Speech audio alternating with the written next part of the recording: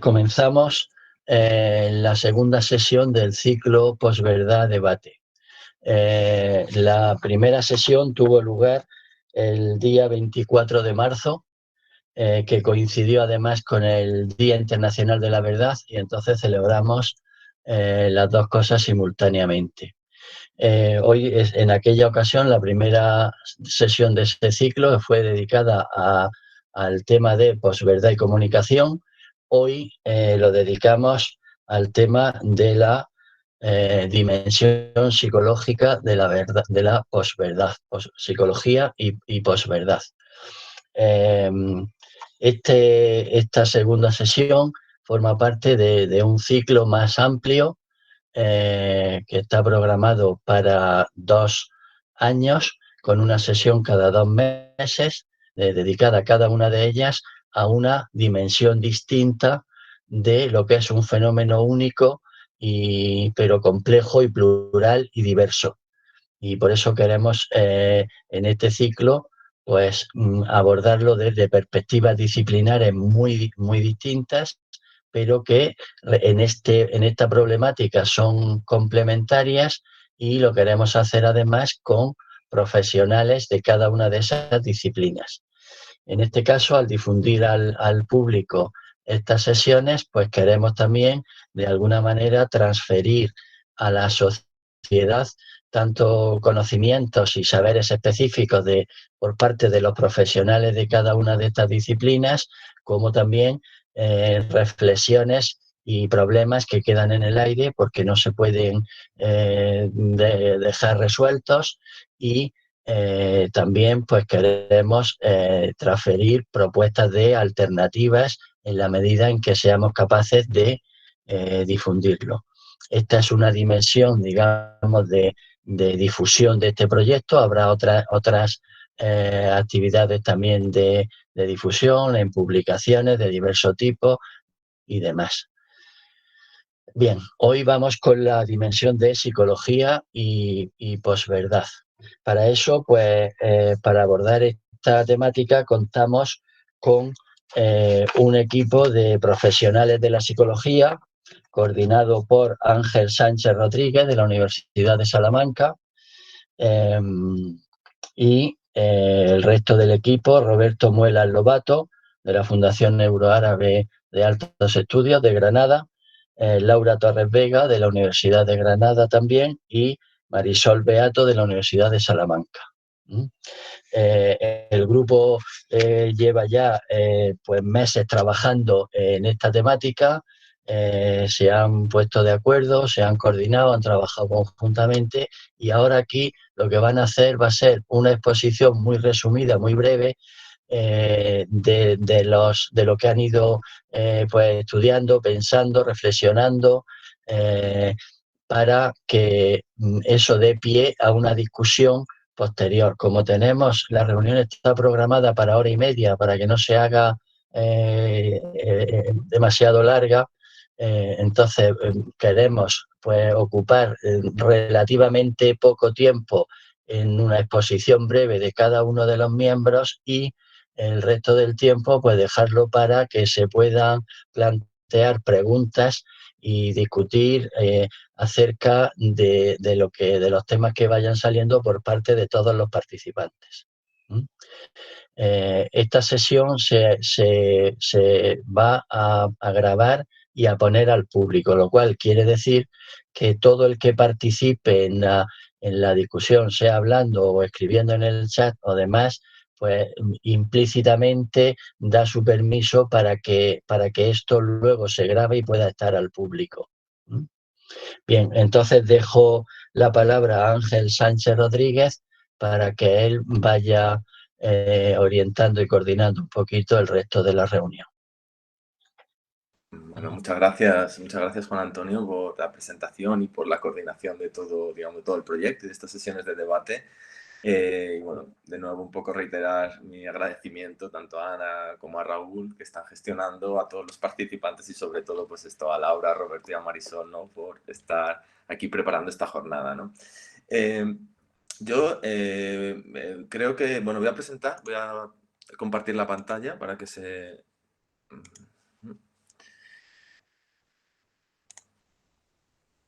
Vale. Se ve, ¿verdad? Sí. Vale. Bueno, yo la idea un poco inicial que teníamos que estamos tratando de llevar a cabo con esta jornada de psicología y posverdad es, por supuesto, tratar de acotar o abordar el problema de la posverdad desde una perspectiva psicológica, ¿no? Yo creo que este proyecto que explicaba antes Juan Antonio, creo que es muy ambicioso y a la par que complejo, ¿no? Porque una de las cosas que vemos es cómo cada disciplina aborda el tema de la posverdad desde diferentes enfoques, como no podía ser de otra manera, ¿no? En la primera jornada, donde se debatía desde un punto de vista más de la comunicación, sobre todo, pues se centraba muchas de las cuestiones en el tema de la información, ¿no? Cuándo podemos hablar de noticias falsas, cuándo no, cuándo podemos hablar de desinformación, etcétera, ¿no? Pero claro, desde un enfoque psicológico, yo creo que es particularmente importante centrarnos en cómo esa información que nos llega es gestionada por las personas y cómo al final termina calando, digamos, en nuestra percepción de la realidad social, económica en la que vivimos, ¿no? De nuestra percepción, en nuestras creencias, incluso en nuestras actitudes, ¿no? Y yo creo que para eso hay como algunos elementos clave que es los que vamos a tratar de abordar en esta, digamos, en esta sesión, ¿no? Algunos elementos como por ejemplo la identidad social de la que se ocupará luego Roberto, o el contexto de crisis económica, cómo nos afecta la sensación de control, que hablará Laura, o los mecanismos de nuestra memoria, si nos podemos fiar de ella o no, que hablará un poco más Marisol, ¿no? Entonces, yo en mi presentación, tratando de ser, pues como ya ha dicho Juan Antonio, voy a tratar de ser como bastante breve para luego dejar espacio al debate. Lo que he querido un poco abordar es un poco el tema general de la percepción que tiene la población en respecto a su realidad socioeconómica, ¿no? A diferentes parcelas de la realidad socioeconómica en la que viven, ¿no? Claro, yo creo que el problema de la posverdad, cuando pensamos en él, pues es normal que pensemos en el tipo de noticias falsas que tratan de distorsionar los hechos. Yo creo que abordarlo ahí, en esa lógica, creo que es fundamental, es un tema central, ¿no? Pero también creo que de alguna manera el objetivo último de esa información y de cómo se transmite esa información es eso, distorsionar la percepción en gran medida que las personas tenemos del entorno en el que vivimos, ¿no? Entonces, en última instancia, el efecto que pueda generar esa información sobre nuestras percepciones creo que es particularmente relevante, sobre todo en contextos democráticos donde la opinión, cómo la ciudadanía, cómo la población percibe determinadas realidades sociales y económicas, pues es fundamental para movilizar los mecanismos democráticos, ¿no?, que tenemos. Entonces yo creo que un punto que me gustaría plantear, al menos como posible punto de debate, ¿no?, es que aunque uno de los elementos fundamentales de la lógica de la posverdad es las noticias falsas, creo que en muchas ocasiones noticias que reflejan hechos que son verídicos, que han ocurrido, pero que se plantean de determinada manera, pueden también tener efectos en la distorsión que las personas tenemos de la realidad en la que vivimos, ¿no? Valga, por ejemplo, el hecho de la situación de pandemia en la que estamos viviendo, ¿no? Ahora, en la que, según diferentes noticias, y que creo que son bastante verídicas, la mayor parte de la población cumple las medidas sanitarias, lleva mascarilla, tiene la distancia social, etcétera, ¿no? Pero, sin embargo, en el día a día, prácticamente todos los días, es fácil encontrar noticias sobre la cantidad de gente que se salta las medidas de confinamiento. Fiestas ilegales, gente que se desplaza a otras comunidades sin tener que hacerlo, etcétera, ¿no? Claro, estas son noticias que, aunque son asentadas en hechos, el hecho de poner como noticia constantemente las cosas que son excepcionales, en lugar de poner la norma, lo que creo que es una lógica reiterada digamos, de los medios de comunicación, cuando la procesamos, creo que lo que suele generar es una percepción de sobredimensionar la cantidad de personas que al final terminan saltándose el confinamiento, ¿no? Creo que eso sería un poco el efecto que genera el hecho de que constantemente nos estén bombardeando con estos tipos de noticias que son verídicas, que son ciertas, que están asentadas en hechos, pero que si constantemente se están planteando, la percepción que al final vamos a tener, creo que es un tanto distorsionada, ¿no? Creo que esto es un ejemplo que, aunque no tengo datos, creo que podría estar afectando, pero sin embargo hay otras, digamos, otras parcelas de la realidad socioeconómica en la que sí que podemos, digamos, verificar con datos lo ajustado o no que la población tiene de determinadas parcelas de la realidad, ¿no? Esta mañana planteaba una pregunta que a los que ya la conocéis, pues ya la sabéis, ¿no? Pero a los que no, me gustaría que pensarais por un momento, brevemente, en la población que es mayor de 65 años, ¿no? La población que en España vive por encima, que tiene más de 65 años, ¿no? Y que tratarais de estimar cuánta cantidad de gente, en términos de proporción, en un número concreto, creéis que tienen más de 65 años. Si lo habéis pensado brevemente, probablemente si recorriéramos un poco cómo habéis llegado un poco a localizar esa percepción que tenéis sobre ese colectivo de la sociedad, es muy probable que hayáis pensado en algunas informaciones que tenemos sobre estos colectivos, ¿no? Informaciones como el tema del problema de las pensiones o el hecho de que España es un país mayormente envejecido, ¿no?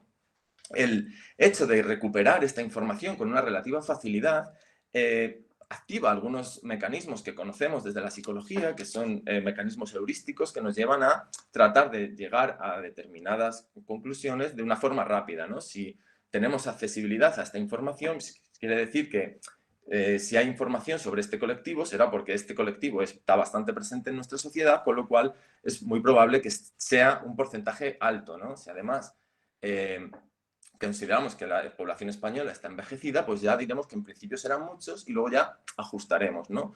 Estos dos tipos de heurísticos, el heurístico de disponibilidad y el heurístico de anclaje y ajuste, hayáis seguido uno o el otro, lo que probablemente haya ocurrido es que hayáis sobredimensionado la cantidad de gente que vive con más de 65 años actualmente en España, ¿no? De hecho, el dato, digamos que más allá de los problemas que puedan tener los datos, pero creo que es un punto de referencia que creo que es importante, el dato lo que nos dice es que, según el INE, la proporción de personas mayores de 65 está por debajo del 20% ahora mismo, ¿no? Y yo me atrevería a aventurar que la mayoría de las personas que lo habéis pensado, habéis estimado más del 20, más del 25, incluso algunos más del 30%, ¿no? Porque eso es lo que ocurre, eso es lo que suele ocurrir cuando se ha llevado a cabo esta encuesta en diferentes países, con otro tipo de preguntas también incluidas, pero en el caso concreto de las personas mayores de 65, en general lo que ocurre es esto, que la gente tiende a sobredimensionar la cantidad de personas que viven en esa franja de edad, ¿no? Esto, bueno, en principio es como, digamos, quería poner este ejemplo porque difícilmente vamos a encontrar noticias falsas sobre la cantidad de personas que viven más de 65 años o de la cantidad de gente de este ámbito poblacional, ¿no? Y sin embargo, la lógica de la forma en que nos presentan la información creo que nos puede llevar a estos sesgos, ¿no? Si además tenemos en cuenta otras parcelas de la realidad social que incluyen noticias falsas, por un lado, la lógica de este tipo de información, pero se ve mezclada con noticias que a veces no son del todo ajustadas o que son directamente falsas, digamos, con problemas que son más susceptibles de cuestiones políticas, pues creo que el problema se complica en mayor medida, ¿no? Si, por ejemplo, ponemos el caso de la desigualdad económica, las personas que trabajamos en este área, este artículo es ya casi un clásico, si en este estudio lo que hicieron fue comparar la percepción que tenía la gente sobre las desigualdades económicas que había en Estados Unidos, ¿vale? Este estudio se realizó en Estados Unidos. Si veis en la franja de arriba, lo que se presenta es la desigualdad que los datos económicos muestran, ¿no? El 20% más rico, según los datos, tiene más del 80% de la riqueza del país. Mientras que el 40% aquí ni siquiera se ve, eso sugiere que tienen menos del 1% de la riqueza. Pero sin embargo, cuando la gente lo tenía que estimar, su estimación estaba muy por debajo, los niveles de desigualdad eran mucho más bajos. Si vemos los niveles estimados, ellos consideraban, esta muestra representativa, que la desigualdad, o sea, la riqueza del 20% más rico estaba por debajo del 60%, mientras que el 40% más pobre aglutinaba casi el 10% de la riqueza. Con lo cual, su percepción de la desigualdad existente, claro, era mucho más reducida. Si tienen una percepción más reducida, difícilmente luego van a poder movilizar, digamos, ciertos recursos democráticos para tratar de reducirla, porque como veis aquí, la ideal es aún más baja, ¿no? Entonces, claro, esa distorsión que hay entre los datos, digamos, y la percepción que tiene la gente, es, creo, un problema importante a la hora de abordar este tipo de problemáticas, ¿no? Pero no pasa solo con la desigualdad económica. Si pensamos en la desigualdad económica racial entre las familias blancas y las familias negras en Estados Unidos, los resultados van en la misma dirección, aunque las personas perciben las personas entrevistadas perciben que existe desigualdades. Aquí, digamos, el punto medio sería 100, 100 sería lo que no hay desigualdades. Sí que perciben que las familias negras tienen menos recursos que las blancas, pero esto, de nuevo, está muy alejada de los datos económicos, que están en los puntos de aquí abajo, ¿no? Entonces, de nuevo, con este tipo de desigualdades, de nuevo se infradimensionan. Sin embargo, no todas las problemáticas se infradimensionan. Hay otro tipo de circunstancias sociales y económicas que ocurre justo lo contrario, que la gente tiene una percepción mayor de la que realmente ocurre, ¿no? Como es, por ejemplo, el caso de la inmigración, ¿no? Si se pregunta, esta encuesta se llevó a cabo en diferentes países, se les preguntaba por el porcentaje de personas que eran inmigrantes y que vivían en sus países, ¿no? Y aquí la tendencia parece clara, que es que sobredimensionan la cantidad de inmigrantes que hay en sus países, ¿no? Si preguntamos por la cantidad de personas musulmanas que hay en esos países, de nuevo, se tiende a sobredimensionar, ¿no? Entonces, creo que en gran medida es un serio problema el hecho de que la sociedad en su conjunto, más allá de diferencias individuales, tenga una percepción tan distorsionada de algunos problemas, tratando de, digamos, acentuar algunos y reducir otros en función un poco de probablemente una mezcla entre, por un lado, noticias falsas que fomentan que la gente cambie estas percepciones en esta dirección, pero también creo que en cierta medida por noticias que, aunque muestren hechos, digamos, verídicos o que estén asentados en los datos, la forma en que se gestionan puede llevar a estas percepciones que ya digo que son, creo, sistemáticas y que son un grave riesgo, creo, para las sociedades en principio democráticas, ¿no? Entonces, esta sería un poco la idea que yo quería un poco presentar aquí, que es que la población tiene una percepción mayormente distorsionada de la realidad socioeconómica en la que vive, ¿no? Y centrándonos en estas parcelas, ¿no? Esta era un poco la presentación que quería hacer, tratado de ser, bueno, breve, 10 minutitos, así que si os parece, vamos a dar paso a la segunda presentación, ¿vale? Y luego abrimos un poco el turno de debate. La siguiente presentación es la de Roberto Muelas, ¿vale? Entonces, cuando quieras, Roberto. Gracias, Ángel. Bueno, en primer lugar, dar las gracias a los miembros del proyecto, a Ángel por invitarme a participar, a Juan Antonio por crear este espacio para poder compartir todo y a todos los asistentes, dado que es viernes por la tarde y el esfuerzo para conectarse siempre es mayor. Voy a intentar también compartir una presentación, aunque me está dando algún problema, perdonad.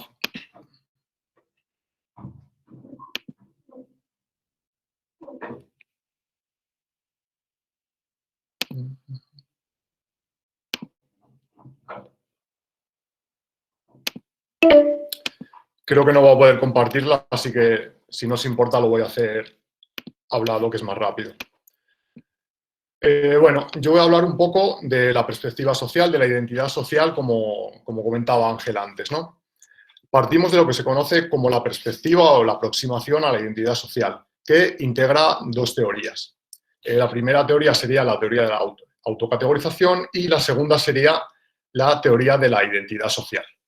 Según la autocategorización, a fin de reducir la información y poder interpretarla y procesarla, lo que hace es que tenemos unos mecanismos cognitivos que dividen a las personas por categorías. De este modo se reduce la información, tenemos diferentes grupos y es más fácil interpretar esta información en relación a lo que sería el contexto social, las relaciones con las demás personas. Existen diferentes categorías, ¿no? Podemos hablar de género, de religión, de nacionalidad, de diferentes categorías. ¿Qué hace que se active una categoría u otra a la hora de entender el contexto, ¿no? De dividir a las personas? Pues van a intervenir un poco nuestras características, ¿no? Lo que conozcamos de antes, las motivaciones que tengamos, pero también el contexto social, ¿no? Las personas con las que estemos en ese momento, los eventos que hay fuera, eventos externos, que puedan activar un tipo de categorización u otra. Una vez generamos estas categorías, nosotros nos identificamos con alguna de estas categorías, pero no con otras. Una vez nos identificamos con ellas, lo que vamos a hacer es que vamos a empezar a definirnos a nosotros mismos a partir del grupo, en términos grupales. Así, nuestro comportamiento, nuestra forma de entender el mundo se va a basar en el grupo. tanto en las normas que nos dice el grupo, en los valores que se compartan por el grupo o en las creencias grupales que existan. El principal efecto de esta identificación social va a ser el favoritismo endogrupal. Vamos a favorecer más a nuestro grupo en lugar de poder ayudar a otros grupos a los que no pertenecemos.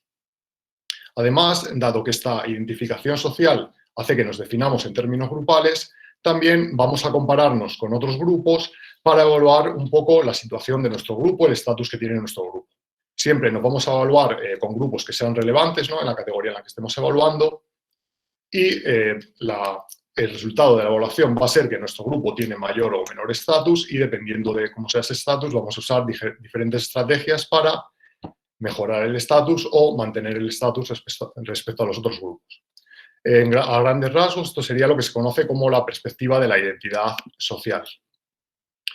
¿Qué relación tiene esto con lo que sería la posverdad, principalmente con la desinformación? Pues ha dado lugar a lo que se conoce como la teoría partisana o la teoría grupal, partidista o de la polarización, de la que básicamente se desprenden dos hipótesis. La primera hipótesis es que tenemos una incapacidad para discernir entre lo que es una noticia o una información verdadera o falsa, dado que partimos de un anclaje grupal previo, lo que sería que básicamente vamos a determinar si es verdadera o falsa dependiendo del grupo con el que nos estemos identificando, y por tanto, a la hora de compartir esta desinformación, realmente no estaríamos compartiendo desinformación, sino que estaríamos compartiendo información que desde nuestra perspectiva es real. Y la otra hipótesis que ha surgido desde esta teoría es que existe una motivación para compartir la desinformación basada un poco en la polarización. Esto sería ayudar al endogrupo, a nuestro grupo, y derogar o atacar al exogrupo. ¿Cuál es la diferencia de esta segunda hipótesis con la primera hipótesis?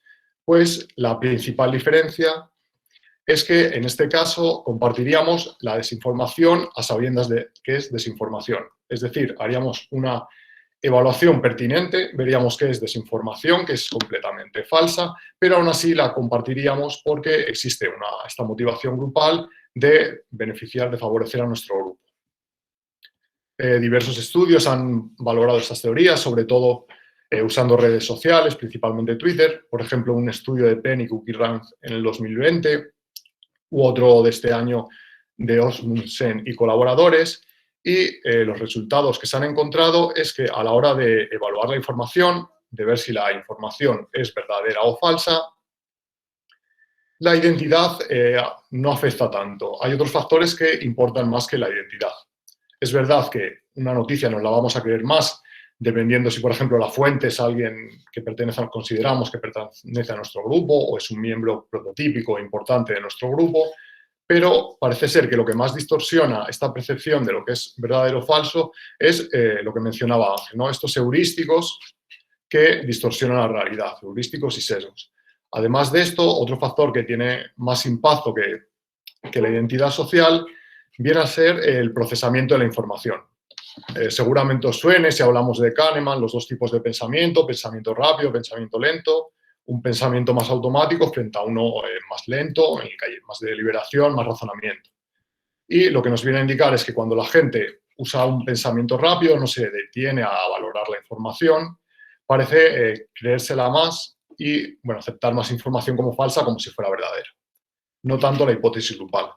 Sin embargo, lo que han encontrado en otros estudios es que la información sí que se comparte de manera deliberada. O sea, a sabiendas de que es desinformación, de que es falsa, la gente la sigue compartiendo.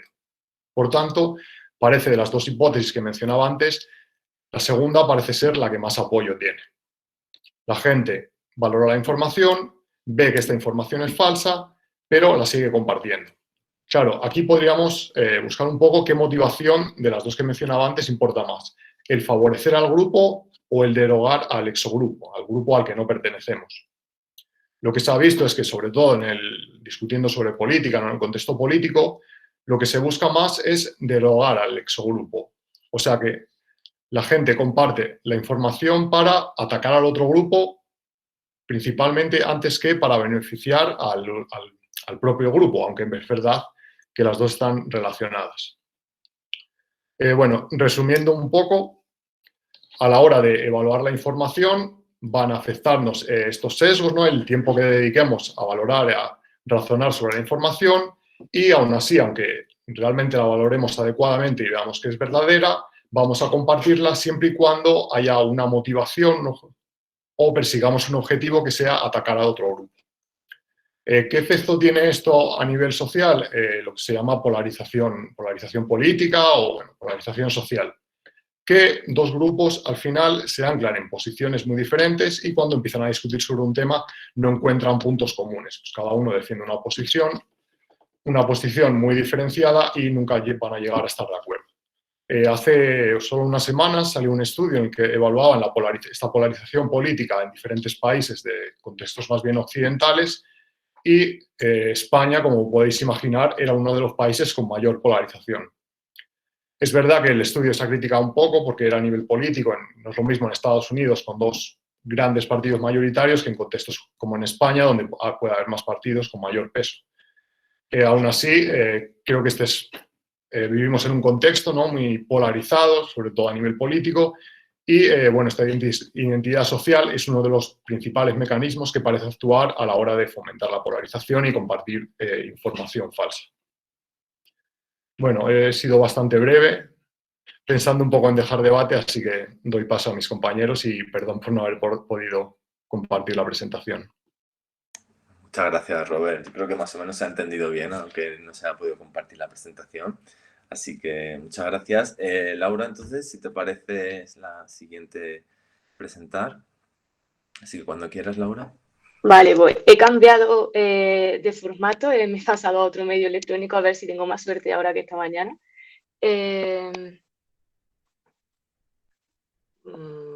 Vale.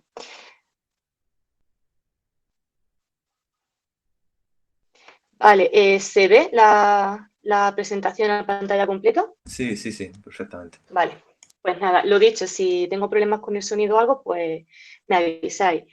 Bueno, nada, me sumo a los agradecimientos que han comentado ya mis compañeros, tanto a las personas que están coordinando este proyecto, que la verdad que es súper interesante para ver diferentes perspectivas y pensar sobre la posverdad desde diferentes disciplinas, y bueno, también a las personas que estáis asistiendo por vuestro interés y por vuestro tiempo. En mi caso, yo me voy a centrar un poco en hablar contextualizándolo en las situaciones de crisis y cómo estas situaciones, pues, de alta incertidumbre pueden favorecer el que creamos cierto contenido que es falso, o concretamente las teorías de la conspiración, que es donde más me voy a centrar. Bueno, por aquí voy a pasar muy rápido, pero todos tenemos muchos ejemplos y desgraciadamente con la pandemia del COVID hemos visto que hemos recibido gran cantidad de información falsa, muchos bulos, un bombardeo constante de información, que en muchos casos este tipo de bulos y de fake news, pues el objetivo que tenían o aparentemente es generar alarma en la población, generar miedo y además contribuir a una mayor confusión en un contexto que ya de por sí es bastante confuso. Además de ejemplos relativamente concretos de bulos que generan esta confusión, esta alarma, también han surgido en este contexto de la crisis, por ejemplo, del coronavirus, las creencias en ciertas teorías conspirativas, que más allá de noticias concretas, parecen darnos a entender una explicación de los eventos que ocurren, y de eventos complejos y difíciles de entender, pues nos proporcionan una explicación bastante simple, con causas y consecuencias concretas, ¿no? Entonces, bueno, hay distintos ejemplos que todos conoceremos sobre el origen artificial del virus, etc.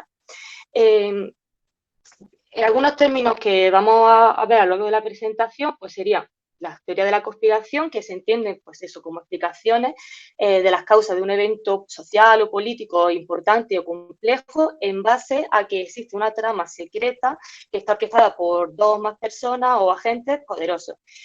La creencia conspirativa sería la creencia en una teoría de la conspiración concreta o en un conjunto de estas teorías, y luego también hay otro concepto que hace referencia a la mentalidad conspirativa, ideología conspirativa o una visión del mundo conspirativa, que es una tendencia ya en general a preferir este tipo de explicaciones conspirativas a los acontecimientos que ocurren cuando son muy complejos y difíciles de identificar las causas. En el caso de las crisis, que es donde yo me voy a centrar, yo voy a entender, o vamos a entender las crisis como una situación amenazante que nos genera una sensación de amenaza. Y sí que se ha encontrado en la literatura una relación entre esa percepción de amenaza y una mayor creencia en este tipo de teoría de la conspiración. Antes de avanzar, un pequeño matiz sobre el afrontamiento de situaciones de amenaza, cómo reaccionamos las personas ante situaciones que nos generan amenaza para afrontarlas. En general, hay dos formas principales de poder afrontarla, ¿no? Cuando nos sentimos amenazados en una situación determinada. Por un lado, podemos optar por un afrontamiento más orientado al problema, identificar cuál es la fuente de esa amenaza y tratar de reducirla. Por ejemplo, en el caso de la pandemia por el COVID, pues, si nos sentimos muy asustados, muy amenazados por el virus, un afrontamiento orientado al problema podría ser, bueno, ¿qué puedo hacer para protegerme del virus o para reducir ese impacto, ¿no? ¿Qué medidas puedo llevar a cabo? Ese sería un afrontamiento quizá más orientado al problema en sí. Otro tipo de afrontamiento sería más epistémico o de búsqueda de significado, en el que tratamos de conocer por qué ocurren aquellas cosas que nos amenazan, buscar las causas. Para ello, pues podemos recurrir a buscar información, normalmente en el conocimiento científico, para intentar entender aquellos fenómenos que suponen una amenaza para nosotros. Pero ¿qué pasa en contextos como las crisis, donde hay una alta incertidumbre, donde no se conocen a fondo las causas de los eventos que ocurren, o son muy complejos de entender, o existe mucha información que dificulta esa búsqueda de información fiable o de conocer las causas, ¿no? Cuando existe ese grado de incertidumbre o de confusión y no podemos identificar esas causas al problema que nos está amenazando, parece ser que se activa otra forma de afrontamiento, que será la pseudoepistémica, ¿no? Y entonces esa es la vía en la que nos vamos a centrar ahora para ver por qué en momentos de amenaza, donde parece que hay una alta incertidumbre en el contexto, podemos estar más predispuestos a creer en estas teorías de la conspiración. Los contextos de amenaza social, por ejemplo, tienen varios elementos que impactan sobre la psicología de las personas y sobre nuestra vida, pero aquí nos vamos a centrar sobre todo en dos que me interesan sobre todo para conectarlo con la creencia en teoría de la conspiración. Por una parte, las amenazas sociales pueden influir en nuestra forma de ver el mundo que nos rodea. Por ejemplo, se conoce que las amenazas sociales facilitan una mayor visión del mundo como un lugar peligroso, ¿no? Una percepción de que el mundo es inseguro, impredecible, que las personas no se puede confiar en general en las personas, ¿no? Genera un poco esa visión. Esta forma de ver el mundo se puede entender como un esquema mental también que nos sirve de interpretación y de guía para interpretar nuestro entorno y los eventos que ocurren en él. Y además, pues va a guiar nuestra atención y nos va a hacer más sensibles a aquella información o a aquellos elementos del ambiente que concuerdan con nuestra visión del mundo, ¿no? Pues ese grupo de confirmación que hablábamos también esta mañana. Entonces, bueno, ya de por sí, contextos amenazantes donde se favorece una visión del mundo como más peligroso, ya podrían quizá acercarnos un poco a creer más o a ser menos reticentes ante informaciones o teorías que tienen ese componente de amenaza y que concuerdan con nuestra visión de cómo es el mundo que nos rodea, ¿no? Nos parece coherente. Pero además las amenazas sociales o altas sensaciones de amenaza también reducen nuestra sensación de control sobre el entorno, ¿no? Esa capacidad de poder influir en nuestro ambiente. Y bueno, estos elementos, esas situaciones de amenaza, como la visión del mundo que generan, esa reducción en el control percibido, pueden ser vividas, ¿no?, por la persona como una amenaza existencial, que se entiende como sentimientos de ansiedad o incertidumbre que pueden estar provocados por situaciones muy estresantes y que vemos que atentan contra nuestros valores, nuestra forma de vivir o incluso nuestra propia existencia, ¿no? Serían situaciones muy altas de amenaza. Pues esta sensación de amenaza existencial se ha relacionado con la creencia en la teoría de la conspiración. Este modelo es muy reciente y ha sido propuesto por Van Bruggen, y lo que plantea es que en situaciones de alta amenaza lo que se activa es en las personas una búsqueda de significado, ¿no? Intentamos buscar esas relaciones causales, ese origen a la fuente de la amenaza, para poder establecer esas relaciones directas, significativas y causales entre los estímulos y poder entonces tener una visión de que el entorno es predecible, ¿no? un marco de referencia sobre nuestro contexto. Lo que plantea este modelo es que en esa búsqueda de significado, las teorías de la conspiración justo nos dan eso que buscamos, porque dos elementos clave de las teorías conspirativas son que favorecen un patrón, o sea, nos hablan de un patrón porque plantean unas relaciones causales entre eventos que pueden estar desconectados y que son como muy aparentemente inconexos y muy generales. Nos ofrecen un patrón sencillo que nos permite identificar esas causas y esa explicación a lo que ocurre, y además nos habla de la agencia, porque atribuye intencionalidad a ese patrón. Ese patrón no ocurre por azar, sino que hay una intención detrás, ¿no? Por ejemplo, esta mañana comentábamos que si vemos un accidente de avión, uno puede pensar que el accidente se debe a un fallo en el motor. En sí, esa asociación de elementos no sería una teoría de la conspiración, pero si pensamos que alguien intencionadamente ha manipulado el motor para que se estrelle el avión, podríamos empezar a hablar de una teoría de la conspiración. Entonces, bueno, estas teorías ofrecen un modo de interpretación y de explicación sobre cómo funciona el mundo que nos pueden ayudar a aliviar esa necesidad de búsqueda de significado y, en teoría, aliviarían esa amenaza existencial. Además de esa búsqueda de significado, otros modelos que no se relacionan directamente con la teoría de la conspiración, pero que hablan de cosas parecidas, también plantean que en situaciones de alta amenaza, de amenaza existencial, también se produce una reducción en la sensación de control. Y que la gente, para tratar de recuperar esa sensación de control, porque es una necesidad básica que tenemos, necesitamos sentir que controlamos nuestro entorno y cuando nos la vemos amenazada, tratamos de recuperar esa sensación. Si vemos que no podemos por nosotras mismas, tratamos de buscar fuentes externas que de forma vicaria nos transmitan esa sensación de que el entorno, el contexto está bajo control. Y sí que hay estudios recientes que de forma experimental también han encontrado que atacando o amenazando esa sensación de control se favorece la creencia en teoría de la conspiración, de forma que este tipo de creencias podrían estar actuando también como una forma pues, compensatoria para esa reducción del control, además de ayudar a esa búsqueda del significado. No obstante, no todas las personas en situaciones de amenaza y de alta incertidumbre creen en teoría de la conspiración. Lo que plantea este modelo es que para facilitar esa creencia en estas teorías conspirativas es necesario que durante ese momento o ese proceso de búsqueda de significado se haga saliente un exogrupo antagónico, es decir, un exogrupo que percibimos como contrario a nosotros.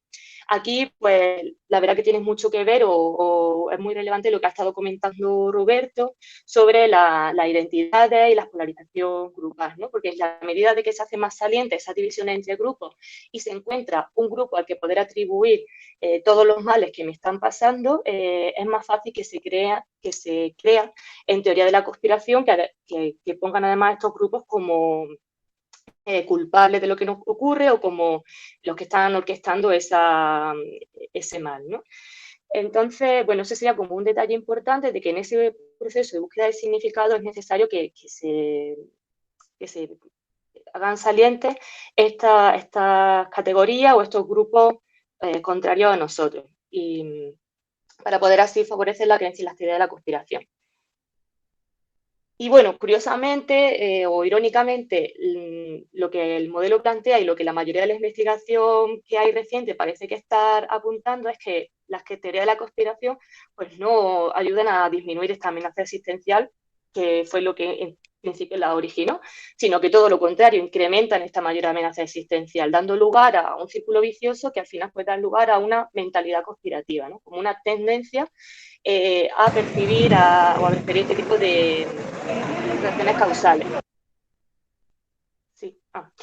Entonces, bueno, para terminar ya, algunas de las consecuencias de la creencia en esta teoría de la conspiración sobre las actitudes sociopolíticas pueden ser que, de hecho, no contribuyen a aliviar esa ansiedad existencial, sino que más bien parecen incrementarla. Se ha encontrado que estas creencias en teoría de la conspiración disminuyen la participación política de las personas, disminuyen también la confianza en el gobierno y en las instituciones, Y también se ha encontrado que se relaciona con otro tipo de actitudes, como pueden ser el autoritarismo, que son, bueno, ideologías que ofrecen un entendimiento del mundo muy jerarquizado, muy claro, con el sometimiento a ciertos líderes y que justifican la violencia o la agresión hacia grupos que sentimos que nos amenazan. Entonces, bueno, esto sería la presentación y también lo que estábamos comentando esta mañana, que esto ya pues, lo dejo para el debate por si a modo de reflexión o lo que a mí me sugería al preparar esta presentación es, bueno, ¿por qué quizá las teorías de la conspiración no ayudan a reducir esa amenaza existencial y pueden dar lugar a, pues eso, a confiar más en otros grupos o partidos minoritarios o otro tipo de sectores? Y quizá lo que comentábamos es que, bueno, las teorías conspirativas pueden aliviar esas necesidades epistémicas de búsqueda de significado, ofreciéndonos relaciones causales simples, directas o sencillas. Pueden aliviar esas necesidades sociales al crear esa mayor identificación con el exogrupo y culpar a un exogrupo, pero no aliviarían esas necesidades existenciales de sensación de control, porque además esas teorías conspirativas nos quitan todo el control al asumir que hay agentes externos más poderosos que son los que llevan los hilos del mundo, ¿no? Entonces, bueno, quizá esa necesidad, que es una de las necesidades también básicas que tenemos que tener cubiertas, no es restituida con las teorías conspirativas y sería, pues, bueno, un poco el mecanismo que hace que se retroalimente el proceso. Bueno, no sé si, muchas gracias por vuestra atención, no sé si me he pasado mucho o qué. A ver. Muy bien, muchas gracias, Laura. Está bien, creo que se ha entendido súper bien. Entonces, les damos paso a la última presentación, que es Marisol Beato, sobre los mecanismos de la memoria que podrían ayudarnos un poco a comprender estos fenómenos de los que estamos hablando. Marisol. No sé si me escuchas, Marisol. Hola, perdona, sí. Estaba esperando que acabara ella de no compartir, porque si no yo no podía compartir. Vale, perfecto. Pues cuando quieras, ¿vale? Sí, voy a ir, vamos a ver si no tengo ningún problema para compartir, ¿vale? Y en primer lugar, lo que quiero es agradecer a todos los que estáis aquí pacientemente escuchándonos y sobre todo a los organizadores de todas estas foros de discusión, ¿vale? Y sin más, teniendo en cuenta el tiempo que tenemos, paso a comentaros mi presentación. En la presentación voy a intentar insistir en aspectos de la memoria humana y cómo sabemos que algo es verdad o mentira, o si de verdad podemos creernos nuestros propios recuerdos. Por ello, hay una serie de preguntas que me gustaría que nos hiciéramos y la primera de ellas sería, ¿de verdad podemos fiarnos de nuestros recuerdos? ¿Vosotros, cuando recordáis un evento, os fiáis de ese recuerdo? Y para poder responder a esa pregunta, tal vez lo que tenemos que hacer es cómo creemos que funciona nuestra memoria. Y a lo mejor algunos de vosotros pensáis que nuestra memoria funciona como la memoria de un ordenador, donde almacenamos cierta información y posteriormente, cuando la quiero recuperar, la recupero tal y como yo la guardé, la vi, la recibí. Pero en realidad la memoria humana tiene grandes virtudes y nos ayuda a almacenar grandes cantidades de información que posteriormente recuperamos, pero tiene también una serie de problemas asociados. Y son errores cotidianos de memoria que, entre otros, me gustaría aquí destacar los problemas de olvido y de distorsión. Y hablando de los problemas de olvido, quería que todos pensáramos en aquellos eventos, aquella información que perdemos y creemos que ya no está, y es como si se hubiera desaparecido. Todos nosotros nos hemos dado cuenta de esta situación e intentamos hacer el esfuerzo de recuperar la información, ¿vale? Pero nos alertamos y nos damos cuenta de que a veces no es posible. Por tanto, los problemas de memoria relacionados con el olvido nos generan alerta y nos damos cuenta de ellos. Cosa que no sucede con los problemas de la distorsión, porque a veces tenemos recuerdos, por ejemplo, de nuestra infancia, las vacaciones en la playa y tenemos una idea concreta de cómo fueron esas vacaciones y puede ser que esas vacaciones no tengan nada que ver con el recuerdo que nosotros estamos recuperando, ¿vale? Sería un recuerdo distorsionado de lo que realmente sucedió. En el caso de las distorsiones, el problema que surge principalmente es que no somos alertados de que estamos generando distorsiones. Y eso puede generar que creamos firmemente en el recuerdo que estamos teniendo. Y eso es lo que llamamos una ilusión de memoria, unos recuerdos distorsionados. Por tanto, a esta primera pregunta que yo me hacía, ¿podemos fiarnos de nuestros recuerdos? En general, en muchas ocasiones, lo que tenemos que decir es que no podemos fiarnos, ¿vale? Tenemos que estar atentos de que a veces se producen problemas con nuestros recuerdos. Y surge entonces nuestra segunda pregunta. Vale, pero ¿hasta qué punto no podemos fiarnos de nuestros recuerdos? O sea, ¿somos capaces de recordar hechos que no han sucedido? Más que una distorsión de un hecho realmente vivido. Y aquí surge una gran línea de investigación que son la investigación sobre memorias falsas. Tenemos la psicóloga Elizabeth Noctus, que nos decía, ¿no?, que en la vida real, como en los experimentos, a veces la gente puede llegar a creer cosas que realmente nunca sucedieron. Esto no lo dice en base a creencias, sino que lo dice en base a datos. Y para poder encontrar datos que justifiquen este tipo de afirmaciones, tenemos dos grandes vías. Uno, estudiar las situaciones en la vida real.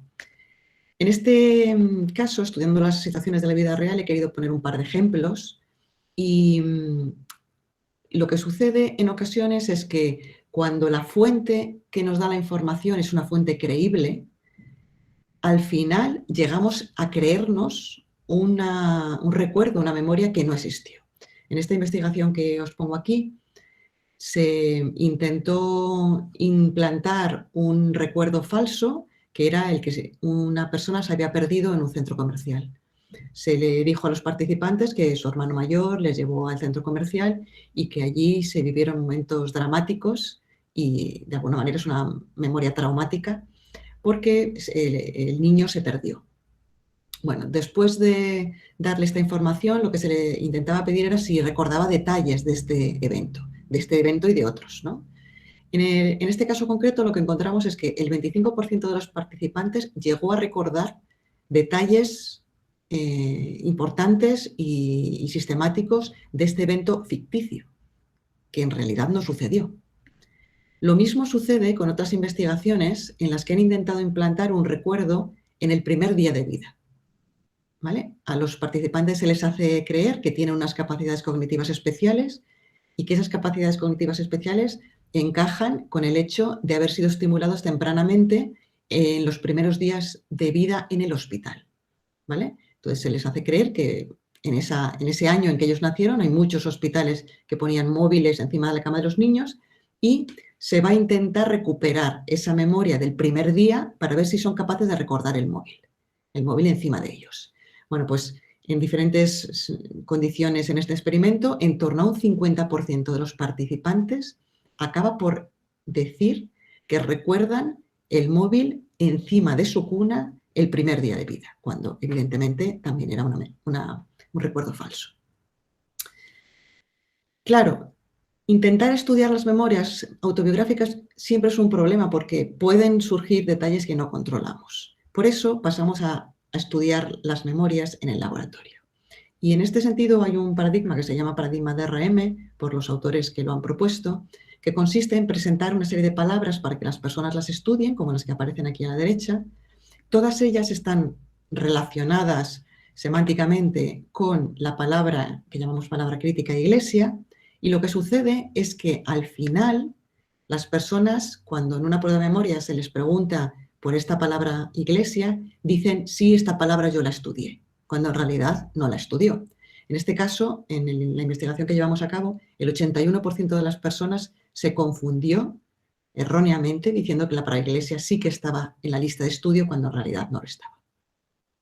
El primero de los estudios que se llevó a cabo con este paradigma, precisamente por Roediger y McDermott, nos indicaba en la línea, en la columna azul y la columna morada, cómo eran muy parecidos el porcentaje de palabras estudiadas que se recordaban y lo que llamamos las palabras críticas que falsamente se recordaban, incluso numéricamente un valor superior. Por tanto, el efecto es muy potente y podemos en el laboratorio crear este tipo de memorias falsas. Si nos preguntamos, ¿recordamos hechos que nunca sucedieron? Es posible, tanto a nivel autobiográfico como en materiales creados en el laboratorio. Y por último, en los últimos minutos de mi presentación, quería llamar la atención a qué efecto tienen sobre nosotros el hecho de escuchar repetidamente en los medios de comunicación, por ejemplo, memorias falsas. Cuando después accedemos a este tipo de noticias, ¿las creemos más o las creemos menos? Lo primero que tenemos que reconocer todos es que nos rodean afirmaciones que pueden ser engañosas, publicidad, noticias falsas, rumores. ¿Y cómo nosotros decidimos qué es verdad y qué no es verdad? ¿En base a qué tomamos una decisión? En base a los conocimientos previos almacenados, en base a la información almacenada en nuestra memoria. Pero ¿cómo afecta a nuestra memoria el repetir sistemáticamente una memoria falsa? Bueno, y para eso hay una serie de investigaciones que han estudiado un efecto que se conoce como efecto de verdad ilusoria. Y la conclusión a la que llegan estas investigaciones es que la exposición a la información hace que creamos que esa información es más precisa, ¿vale? Incluso en el caso de que la información no sea verdadera, ¿vale? La explicación tiene que ver con el hecho de que aquella información que es sistemáticamente repetida se procesa de manera más fácil y más fluida, y esa mayor facilidad para procesar la información nos hace creer que es verdadera. En una investigación del año 2015 que aparece en pantalla, se siguió avanzando en el estudio de este efecto de verdad ilusoria para llegar a la conclusión de que incluso aunque las personas conocían la respuesta correcta, incluso aunque las personas sabían que la información que se les estaba dando era falsa, la evaluación que hicieron de esas frases repetidas una y otra vez era que eran evaluadas, cuando las frases eran repetidas, eran evaluadas como más verdaderas que si las frases no eran repetidas. Este efecto de verdad ilusoria, en vez de aplicarlo a frases en general y a conocimiento en general, en el año 2018 se ha aplicado a las noticias falsas que están en Facebook, ¿vale? Esta es una noticia falsa de Facebook. Y en una de las condiciones, en la de la derecha, incluso a los participantes se les alertaba de que varias personas habían chequeado que esta noticia era falsa. Por tanto, alerta, esta noticia es falsa, ¿vale? Lo que nos encontramos aquí es que el efecto es el mismo que mencioné antes. Cuando se presentan repetidamente las noticias, incluso cuando se les alerta y se les da una llamada de atención, el hecho de presentarlas repetidamente hace que se recuerden como más verdaderas, que sean más creíbles. Por tanto, la conclusión que parece que deberíamos sacar de este último estudio es que las plataformas en las redes sociales están ayudando a incubar la creencia en noticias falsas, porque sistemáticamente se están repitiendo, sistemáticamente, por ejemplo, se están retuiteando. Además, el hecho de etiquetar a estas noticias como fake o como falsas no parece que sea una solución eficaz, porque hemos visto en este experimento que no disminuía la sensación de verdad de la noticia aunque llevaban un fake asociado. Por tanto, vemos que este efecto que estamos aquí comentando, el repetir las noticias falsas, tiene un efecto sobre las creencias que es muy importante. No sé si pensáis en los políticos, pero ¿y los políticos que están sistemáticamente repitiendo noticias falsas? Pues lo que tenemos es que parece ser que están consiguiendo su objetivo, y es que cada vez les creamos más, por el simple hecho de estar repitiendo sistemáticamente la misma noticia, aunque sepamos sistemáticamente que es falsa y sistemáticamente se les esté llamando la atención. ¿Cómo recordamos las noticias falsas después de escucharlas repetidamente? Pues nos están pareciendo cada vez más verdaderas. Como conclusión final de mi intervención, quería quedar aquí simplemente con que, por tanto, la memoria humana parece que es un proceso reconstructivo y no simplemente reproductivo del evento que estudiamos o que vivimos. En ocasiones vamos a querer recordar información que no se corresponde con un evento real, no sucedió. Y por último, la repetición de noticias falsas lo que está consiguiendo es que cada vez nos parezcan más verdaderas. Muchísimas gracias y esta era mi presentación. Muchas gracias Marisol. Muy bien, pues hemos digamos, finalizado las presentaciones, por lo tanto, si os parece, abrimos un poco el turno de preguntas, el turno de debate. Si hay personas que quieran comentar o discutir o plantear cualquier cuestión, pues un poco este es el momento. Sí que os agradecería que quizá ir levantando la mano para ir pudiendo establecer un turno de preguntas ir dando paso un poco a medida que se vaya animando la gente un poco a preguntar. Aquí a mí no me aparece, pero veo aquí algunas manos levantadas. Lo que no veo es el orden, ¿no? Si quiere, Ángel, yo paso, le doy el turno de palabra. Sí, sí, ¿Vale? genial. Muchas gracias, Ana. Vale, pues en primer lugar, Daniel ha levantado la palabra. Muchas gracias. Lo primero, agradecer a los proponentes esta conferencia en 4 actos magnífica. Y creo que una ponencia se mide en función del tipo de preguntas que se hagan. A mí de momento me surgen dos. Una de carácter general y otra a propósito de las teorías de la conspiración, que iría también concreto para la hora. El tema de la posverdad es que, sobre todo, la manipulación de la información y de los datos parece, por lo menos hace apenas un año, parecía cosa menor. Pero precisamente con toda la evolución del sinfinamiento, porque confinamiento presupone que tiene final y eso parecía que no acababa. Pues se detectó una variante, se empezó a demostrar la importancia que tenía. Gabilondo, por ejemplo, Iñaki Gabilondo entrevistó a la directora de Telefónica aquí en España y le empezó a mostrar las variaciones de todas las búsquedas globales de todos sus usuarios. Y, por ejemplo, notó aumentos del 30% en actividades físicas o en recetas de cocina. ¿Por qué esto es preocupante? Porque parece el primer paso a aquel concepto que Asimov denominó la psicohistoria, esa capacidad de poder predecir con exactitud cualquier cosa que ocurriera. Y digo que es un primer paso porque la principal manera de acercarse a predecir cómo ocurre el mundo es construir, o en algún caso, una noción de mundo, ya sea equivocada o que acabe convirtiéndose en cierta. Como nos comentaba ahora Marisol, a propósito de los políticos, como al principio nos comentaba Ángel a propósito de nociones un poco más ensanchadas en cuanto a la población. Y es un concepto del que ya nos advertía José Pablo Feynman en su filosofía del poder mediático, de cómo es posible conquistar subjetividades a través de ir transmitiendo estos virus de información a través de los medios de comunicación.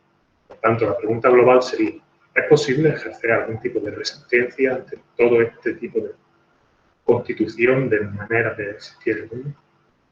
Y luego la concreta, en base a la teoría de la comunicación.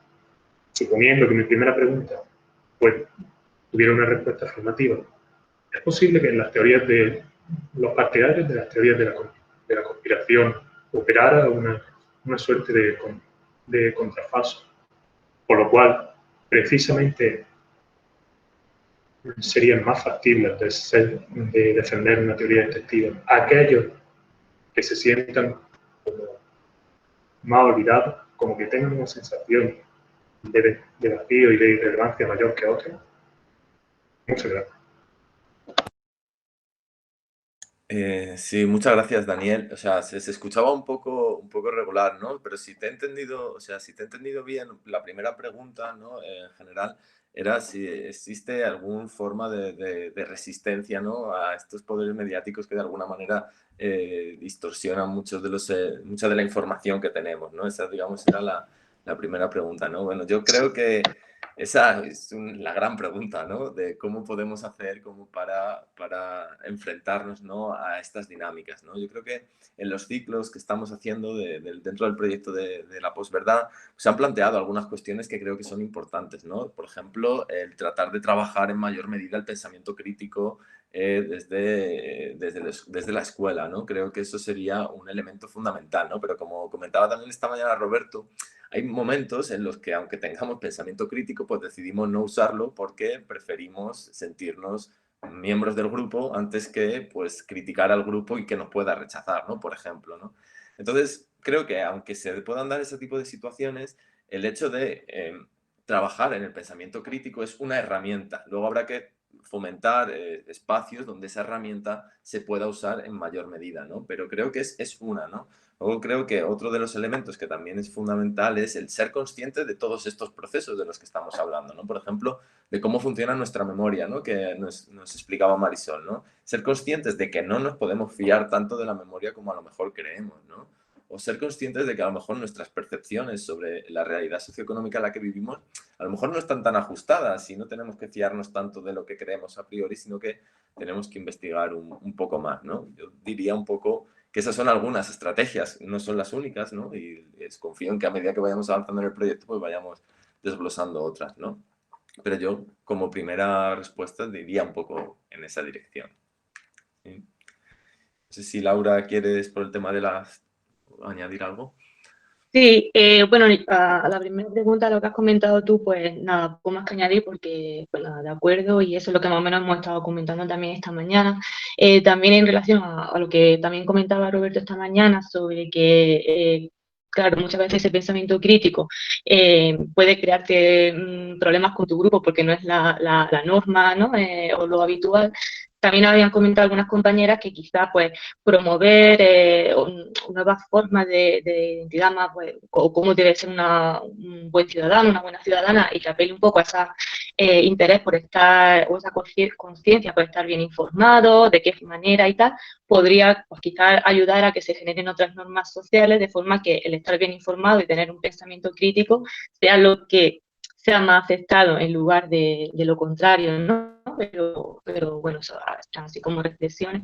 Y luego en relación a lo de, no te he escuchado muy bien, pero creo que comentaba algo sobre si quizás las personas que se sienten en una situación más de desventaja o podrían ser más susceptibles o con mayor facilidad creer en teoría de la conspiración. No sé si era eso. En ese caso... Si no se ha escuchado bien, lo repito. Mi pregunta era, ¿es más fácil que una persona que se sienta con mayor complejo de irrelevancia piense que hay un poder general que conspira contra él? Por ejemplo, hay algunos estudios que han encontrado que ciertos grupos desaventajados, por ejemplo, personas con menor estatus socioeconómico o con pertenencia a ciertas minorías étnicas minoritarias, podría estar relacionado o una mayor facilidad a creer en teoría de la conspiración. Porque, bueno, sería una manera de encontrar unos culpables externos a tu situación de desventaja y atribuir esa situación a algo que no depende de ti, sino que, bueno, que es por culpa de otras personas que operan en un complot, ¿no? Para que tengamos esa situación. Son algunas investigaciones recientes. O sea, es verdad que la literatura en este tema todavía es muy reciente, es un tema bastante nuevo, entonces hace falta mucha más literatura, pero hay algunas cosas que sugieren eso, ¿no? Que grupos a lo mejor más desaventajados podrían tener mayor predisposición en creer en este tipo de teorías pues, por esa razón. No sé si contesto a... Sí, muchas gracias.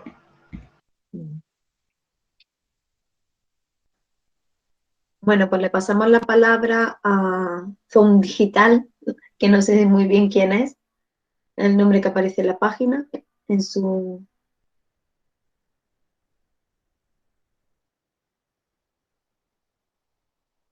¿No? Bueno, pues entonces tiene la palabra Consuelo Aguayo. Consuelo, perdona, tiene el micrófono apagado. ¿Ahora? Correcto. Venga, muchas gracias. Buenas tardes. Me parece absolutamente interesante lo que se ha comentado esta tarde y lo que se está trabajando en torno al concepto de verdad. Y una de las cosas que más me han preocupado es entender que hay un tipo de verdad ilusoria que ha comentado la compañera Soledad. Hay un tipo de verdad ilusoria que consiste en que cuantas más veces repites una misma mentira, al final piensas que es verdad. La solución es el pensamiento crítico, pero es que el pensamiento crítico puede hacerse de una forma muy racional, pero según he entendido, si he entendido mal me corregís, se trata de una verdad ilusoria que tú crees a nivel psicológico y que la tomas como totalmente cierta.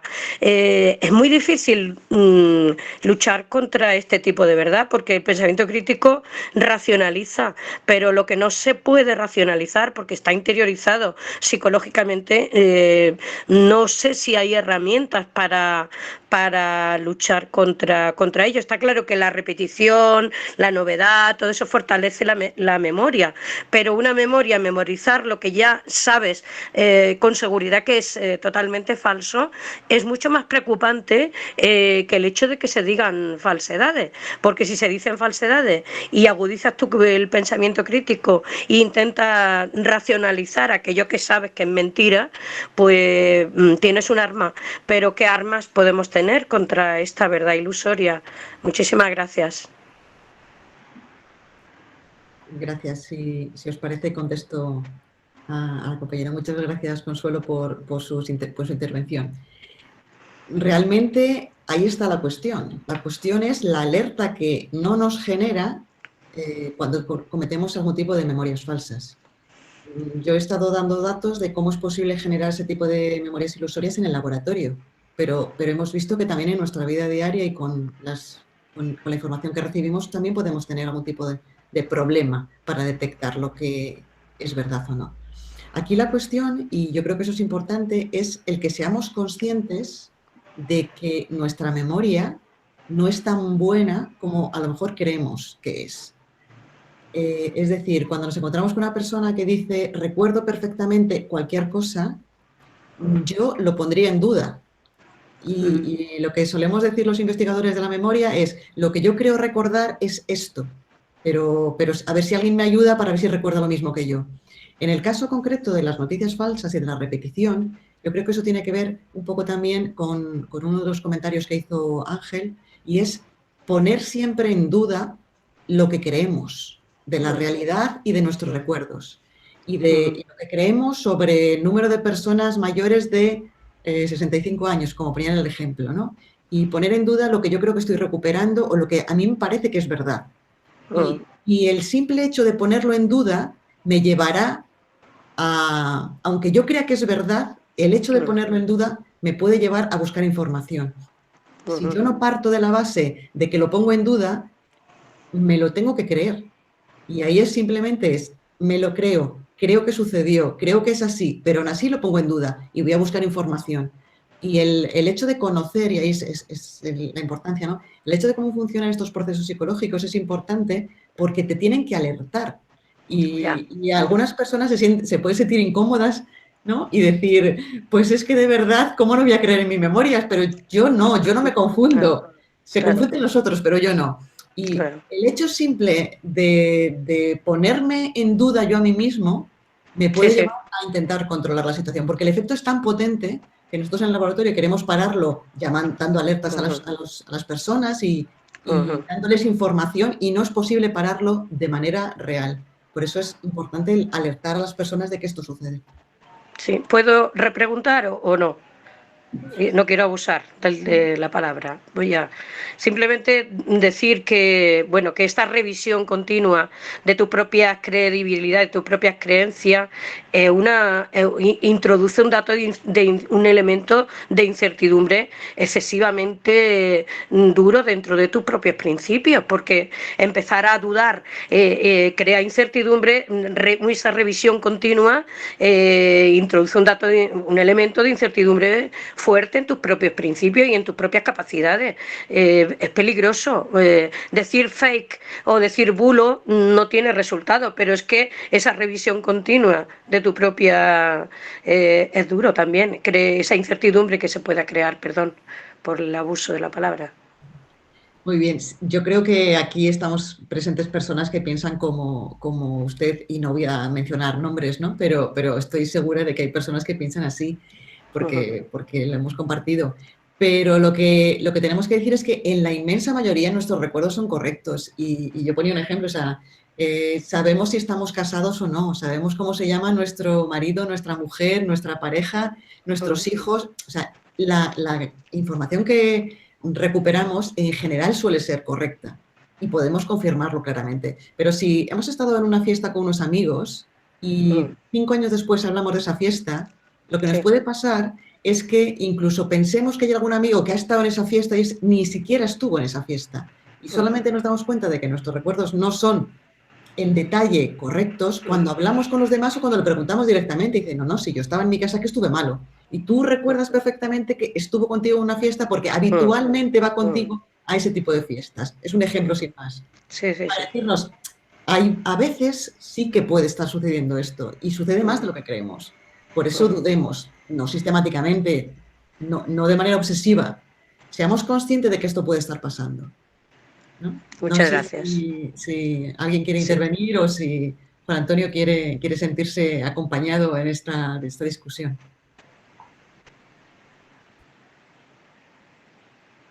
Bueno, ya esta mañana lo hemos estado hablando, no quiero utilizar el tiempo, pero solamente, pues yo estoy muy de acuerdo con lo que ha planteado Consuelo, ¿no? Pero bueno, también con lo que tú dices, porque no es incompatible. A lo que está aludiendo Consuelo, creo yo, y esta mañana apuntaba yo, pues es que hay que distinguir entre recuerdos. O sea, para poder poner en cuestión algunos recuerdos hay que tener otros de los que no se pueda poner en cuestión, porque si no es una pura autocontradicción performativa permanente. Entonces, eso es inviable.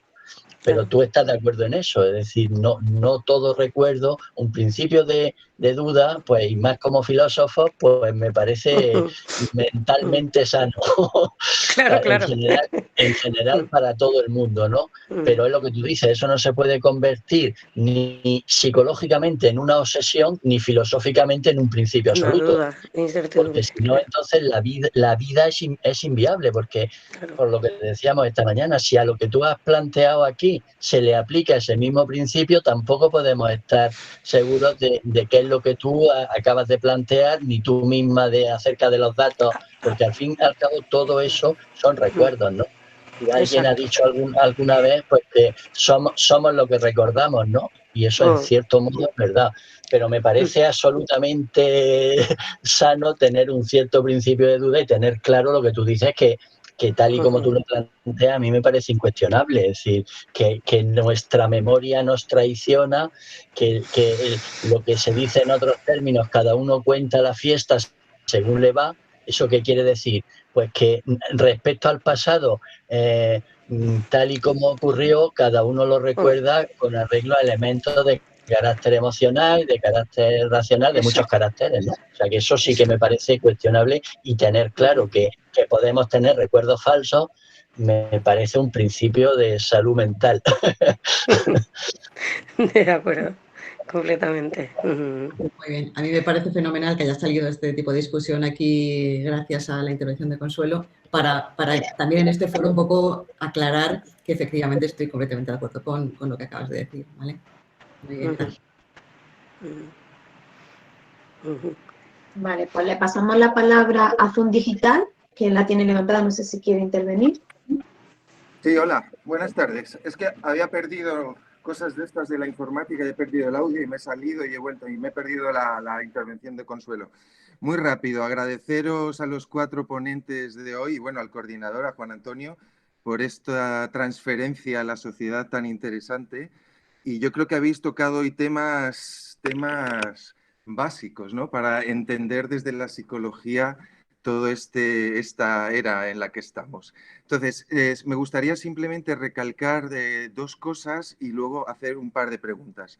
Creo que ha sido Laura, ha hablado bueno, no lo ha dicho con chivo expiatorio, pero creo que es muy importante, ¿no? En cuanto se demoniza al contrario, se le deshumaniza y ahí podemos hacer todo lo que lo que queramos con él, ¿no? Y luego también ha mencionado la posible irrupción del autoritarismo, ¿no? Para cortar por lo sano, vamos a decir, estos problemas. La realidad es compleja, vamos a simplificarla y eso estaría relacionado con el salvador, ¿no? Se necesita un demonio y se necesita, por el otro lado, un salvador que nos salve de ese demonio. Entonces, mis dudas son dos. Creo que estoy bajo los efectos de una teoría de la conspiración en cuanto a que creo que hay una conspiración, o sea, creo que hay una orientación dentro de toda esta, no conspiración, sino era de posverdad, sino se podría ver quién miente más, con qué fines. Y bueno, mi hipótesis de trabajo sería que todo apunta a que hay un ataque a la democracia, mejor o peor, pero como la entendemos en las sociedades occidentales. O dicho de otra forma, se intenta cortar todos estos movimientos emancipadores de a principios de la primera década de este siglo, se les está dando la vuelta. Gracias a la desinformación y a las noticias falsas, toda esa emancipación y esa aspiración a una democracia radical o a más democracia, una democracia más verdadera o más participativa por el lado de la gente, se le está dando la vuelta a la tortilla. Entonces ahí es donde estoy yo con mi conspiranoia de que eso no es azar, sino que hay un movimiento global, y aquí estoy cayendo yo mismo en la teoría de la conspiración, hay un movimiento global que se intenta organizar y vamos a ser claros, ¿no? Es tendencia hacia el autoritarismo y hacia el fascismo, ¿no? Es lo contrario pero claro, estoy cayendo en todo lo que habéis dicho vosotros de los exogrupos y demás. Entonces, que me aclaréis un poco esto. Y luego la segunda parte sería si tendría alguna relación con, vamos a llamarlo, posmodernidad, que engloba todo, tanto al movimiento cultural como a la filosofía si sería una consecuencia al final. Yo no parto de la idea de que posmodernidad es igual a relativismo, pero me lo estoy empezando a plantear, ¿no? ni a reaccionarismo, como Habermas, ¿no? Por ejemplo, pudo considerarlo. Pero sí que estaría con Habermas en cuanto a que la modernidad fue un proyecto incompleto y que eso que intentamos completar desde la democracia, desde más democracia, pues se está intentando coartar conspiranoicamente de forma global, a mi juicio. Es una hipótesis de trabajo y por eso lanzo aquí la pregunta. Y nada, muchas gracias.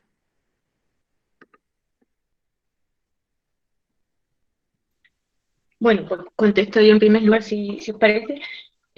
Bueno, no sé si hay pues como una trama detrás o no, pero un poco lo que a través de la presentación trataba de reflejar y es un poco también lo que lo que comenta, es que bueno, ciertos momentos o ciertas circunstancias, como pueden ser las crisis, donde hay una alta incertidumbre y donde hay una serie de elementos, no solamente psicológicos, sino pues económicos, políticos, sociales, es decir, toda una situación de incertidumbre y de cierta tensión, pues puede tener este tipo de elementos que desestabilizan pues, también la democracia, reducen la confianza en las instituciones por diferentes motivos y la desinformación pues parece ser que puede ser una de las herramientas que consciente o inconscientemente está contribuyendo a esa desestabilización pues, social y a esa menor confianza en las instituciones. Esta mañana, por ejemplo, también hablaba un poco, ¿no? de esa cuestión de la intencionalidad, del componente de intencionalidad. Puede ser que en algunas ocasiones haya una intención clara por generar esa confusión en la población, por lanzar ese tipo de informaciones, por crear el alarmismo, y en otras ocasiones la gente simplemente, pues, bueno, replica lo que les llega y contribuye a esa desinformación, pero quizás no tanto de una forma deliberada o consciente, sino como más reactiva. Entonces, bueno, sí que por ciertos motivos estas situaciones pueden contribuir a hacer mella en nuestra democracia y que pues ciertos partidos, ciertas intereses puedan tomar tajada de esta situación tan incierta, ¿no? Como que a río revuelto, pues beneficio de pescadores, ¿no? Quizás no en un origen incierto con la idea o con el objetivo de crearlo, pero dada la situación, pues hay ciertos intereses que pueden sacarle más beneficio a esta situación, ¿no? Y ese es también uno de los peligros. No sé si alguien más quiere comentar o algo. Bueno, no sé si me quedó algo. Si no os importa, yo sí que quería comentar un poco respecto a lo que decías, ¿no? De una especie de conspiración mundial. Para entender eso creo que tenemos que salirnos del nivel individual psicológico e irnos a un nivel más sociopolítico, ya sea de relaciones internacionales o de geopolítica, ¿no? No es que conozca demasiado de esto, ¿no? Pero por lo poco que conozco, puede haber un complot de que varios países se unan para atacar a lo que sería el mundo occidental, ¿no? O democrático. Puede ser. O sea, los países están en constante competición, ¿no? Sobre todo si lo analizamos desde lo que se llama esta perspectiva más realista frente a la perspectiva idealista. Cada país está luchando no por el control mundial, que es algo, un objetivo bastante alejado, ¿no? De la mayoría de los países, sino por una parcela de poder. Si me voy a un ejemplo, por ejemplo, Rusia está luchando y está atacando a otros países para ganar su parcela de poder, tener su poder económico, generando poder militar, luchando. Pero claro, los demás países están haciendo lo mismo a la vez. Por ejemplo, en el caso de los ciberataques, si nos fijamos en países como en España, la mayoría de los ciberataques vienen desde Rusia, Irán, Corea del Norte, estos países, ¿no? Que llamaban el eje del mar. Es verdad, no podemos demostrar que vienen desde instituciones de esos países, pero sí que vienen desde personas, ordenadores de esos países.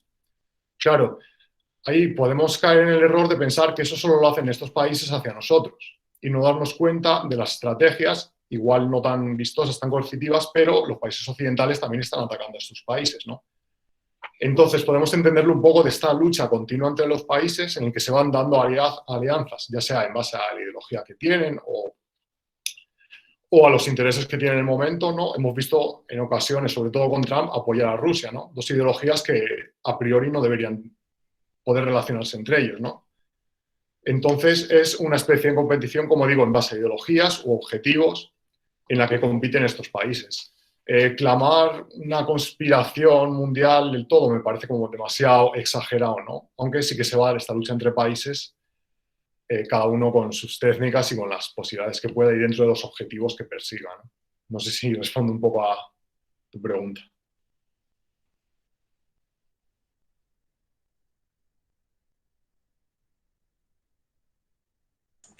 Bueno, no sé si son las 7:30 ya, entiendo que quizá tenemos que ir cerrando la sesión, ¿no? Bueno, muchas gracias por todo este debate, por las preguntas, por las respuestas y un poco por todo el debate que se ha generado y por el tiempo también que habéis dedicado un viernes por la tarde, como comentaban antes, ¿no? Que entiendo que cuesta particularmente, ¿no? Entonces, nada, dar las gracias también, pues de nuevo, sobre todo a Roberto, a Laura y a Marisol por el tiempo, por la jornada tan intensa que hemos tenido hoy y, bueno, y de nuevo a los coordinadores, ¿no? No sé si Juan Antonio quieres decir algo un poco también para cerrar.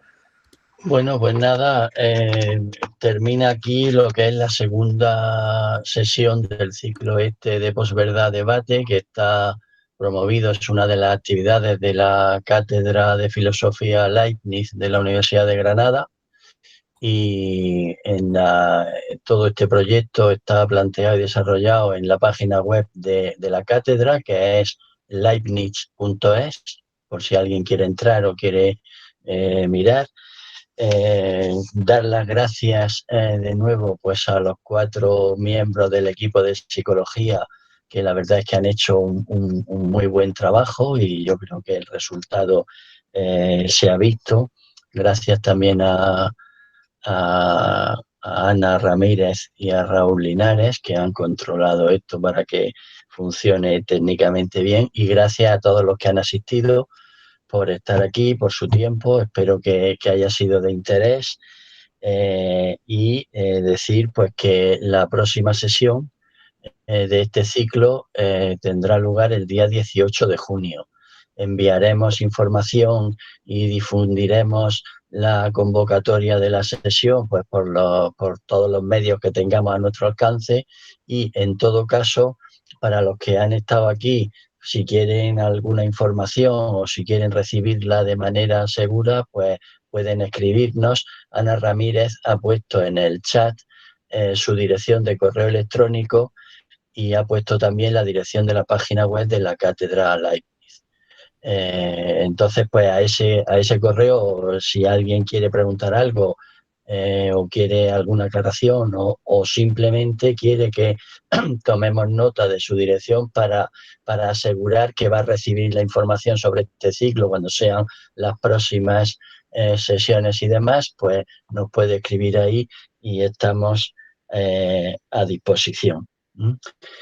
Y nada más, muchas gracias y nos vemos el 18 de junio. Gracias.